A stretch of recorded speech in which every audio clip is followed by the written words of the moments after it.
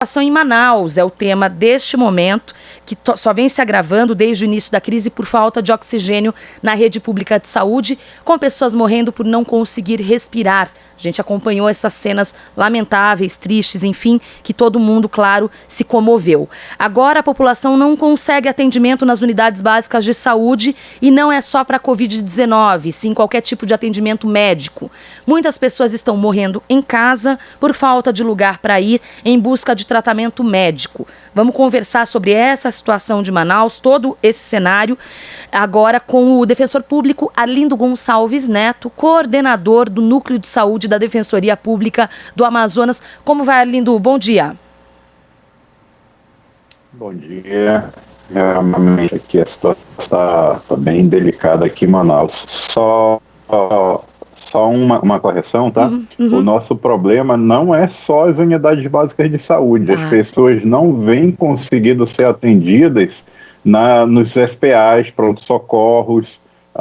Os pacientes agravados, eles não vêm conseguindo o atendimento. Essa é a situação agora que a gente está passando, e o que está levando uma taxa de óbito de 20% das pessoas em casa, no domicílio. Nossa, que aliás seria esse o início da nossa conversa, que eu ia perguntar a situação de momento, né, que você, enfim, já introduziu aí, antecipou, e acho importante perguntar, aproveitar esse momento, também para dizer que todo esse caos que tem acontecido aí na saúde pública de Manaus, de fato não afeta apenas as pessoas da Covid, né, a própria falta de oxigênio afeta outras situações de pacientes que não têm ligação com a questão da pandemia, não é, Arlindo? Sim, exatamente. O que a gente está vivendo agora é uma situação realmente de colapso, talvez o pior que a gente poderia estar vivendo na pandemia. Não sei nem se é o momento de falar que é o pior, porque sempre a situação a gente percebe que está piorando um pouco. Percebi aqui de domingo para cá, por exemplo, como eu falei agora há pouco, pacientes que precisavam procurar unidades que são porta aberta, essas unidades não estavam conseguindo atendimento. E nessa situação de realmente grande crescimento do contágio, em que leitos de UTI e leitos clínicos precisaram ser alocados em diversas unidades de saúde, diversas unidades. Não só as unidades originalmente destinadas à Covid. A gente tem, por exemplo, um hospital que é referência para politrauma, ele está todo voltado para a Covid, totalmente. E uma das consequências disso também é o que você acabou de citar. O paciente com outras questões, outras comorbidades, qualquer outra situação, ele também vai ter uma dificuldade muito grande para ser atendida. A gente já teve casos de paciente que está infartando, está tendo AVC, e ele não consegue atendimento. As unidades de terapia intensiva, que normalmente sempre foram muito poucas aqui no Amazonas, todas, aliás, concentradas na capital, grande parte delas já são unidades convertidas para Covid. Então, a fila, tanto para paciente Covid quanto para pacientes não Covid, realmente está muito comprometida. Arlindo, eu queria perguntar um pouco também da situação. A gente fala bastante de Manaus, óbvio, mas a situação tem se agravado também em cidades menores, cidades do interior.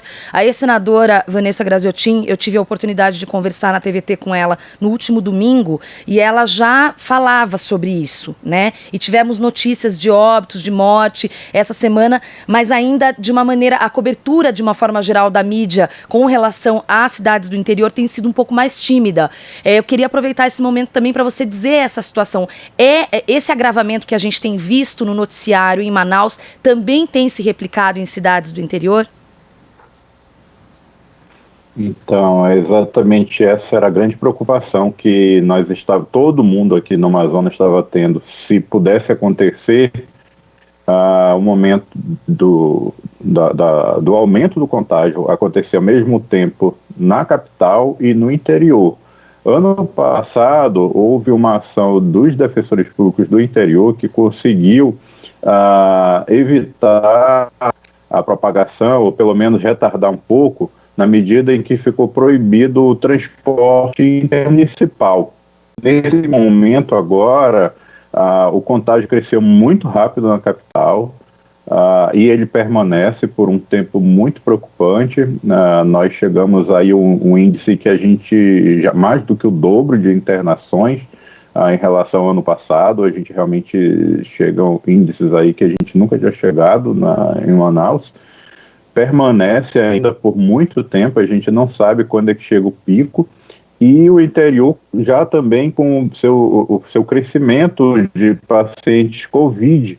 Só que o interior, ele tem estruturas realmente muito precárias aqui no Amazonas. Nenhuma das 61 cidades do interior do Amazonas tem leito UTI. Então, se o paciente tem leitos próximos de UTI, mas não chega a ser UTI. Se o paciente precisar de algo mais específico, como, por exemplo, uma hemodiálise, realmente precisar ser remanejado para uma unidade de terapia intensiva, ele não vai ter isso no interior. Então, o que nós estamos vendo? Dezenas de pacientes, obviamente, em fila de regulação na capital, em Manaus e no interior, fora aqueles que sequer conseguiram ainda ser avaliados para ter uma UTI. A gente vê uma fila de mais de 400 pacientes aguardando por leitos clínicos, envolvendo o interior. E então esses pacientes eles ficam abandonados, porque para se remover do interior para a capital, eles vão necessariamente precisar de uma UTI aérea quando houver a vaga. Então, o que está acontecendo realmente é os pacientes morrendo nas piores condições no interior, onde também tem profissionais como o fisioterapeuta, que é um profissional de muita importância nesse momento da pandemia, ajuda realmente a evitar o agravamento, ajuda a evitar que a pessoa venha a piorar e venha a ter um resultado fatal. E a gente, o que tem notado, pelo que os colegas do interior têm relatado, realmente é uma situação de abandono pelo qual o nosso interior passa. Arlindo, e sobre todo esse cenário aí muito bem explanado por você até o momento, o que a Defensoria pode fazer e tem feito? Quais as ações possíveis no curto prazo? Então, nesse momento de colapso, realmente tem se mostrado inviável ações individuais, como normalmente a Defensoria Pública costuma fazer para garantir o acesso. Veja, nós temos tanto a fila de regulação de pacientes UTI quanto pacientes clínicos, ela está colapsada. Então, de nada adianta você garantir uma vaga via decisão liminar para uma pessoa. Isso pode simplesmente estar trazendo aí uma situação de desequilíbrio. O que nós chegamos a fazer, entre algumas ações, mas talvez uma das mais importantes, junto com vários outros órgãos de controle, a Defensoria Pública Estadual, junto com a Defensoria Pública da União, o MPF, Ministério Público de Contas, Ministério Público do Trabalho, assinamos em conjunto uma ação civil pública na Justiça Federal, considerando esse caos que o Amazonas se encontra, não só de esgotamento de leitos, mas também de esgotamento de oxigênio, como nós verificamos desde a semana passada. É bom que isso se diga, o problema persiste, não se conseguiu ainda resolver a questão do oxigênio. Sempre precisa ficar chegando oxigênio importado, senão a qualquer momento a gente colapsa.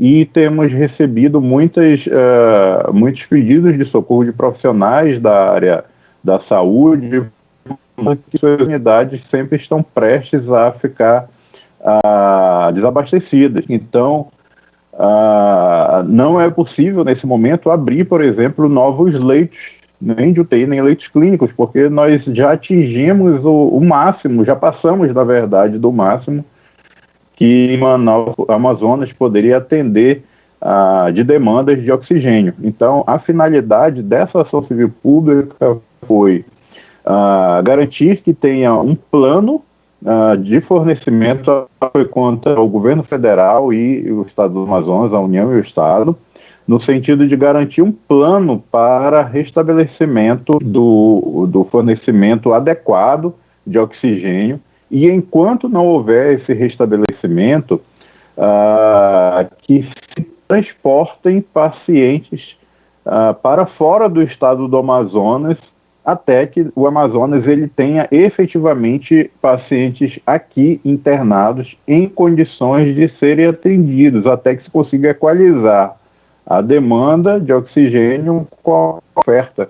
Então, essa ação é uma ação que eu considero muito importante nesse momento. Ela não vem sendo cumprida na sua plenitude. Nós temos acompanhado que o governo federal ele destacou uma estrutura para cá, para o estado, para ficar trazendo oxigênio, mas é importante que se instalem usinas. As usinas ainda começam a chegar de forma a deixar realmente as unidades de saúde autossuficientes, sem a necessidade de trazer oxigênio de fora, e é necessário que se reduza a quantidade de pacientes efetivamente atendidos, e isso precisa ser feito realmente numa quantidade significativa, pois, como eu acabei de falar agora há pouco, além de já estar colapsado, muitas pessoas em casa, na capital e no interior, terminam não conseguindo sequer o atendimento. Significa dizer que a capacidade de atendimento, ela, além de já estar colapsada, não tem previsão para voltar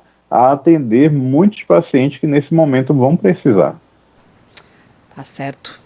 Arlindo Gonçalves Neto, coordenador do Núcleo de Saúde da Defensoria Pública do Amazonas. Arlindo, muito obrigada por participar, por trazer aqui para a gente informações, né, confiáveis sobre tudo isso que infelizmente o estado do Amazonas está passando. Eu desejo uma pronta recuperação do estado aí, né, que as coisas melhorem o quanto antes. Um desejo aqui totalmente sincero, diretamente de São Paulo para vocês.